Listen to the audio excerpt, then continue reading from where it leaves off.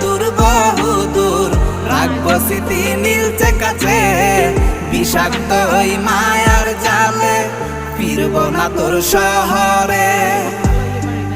সুন্দর সুন্দর ভিডিও আপনার আশেপাশে অনেক সুন্দর সুন্দর ইয়ে আছে, গাং আছে, সবজি ক্ষেত আছে, ফসল আছে। মানে আমরা স্ত্রীতে মঙ্গল, মানে আমরা গ্রামে অনেক অনেক ঐতিহ্যবাহী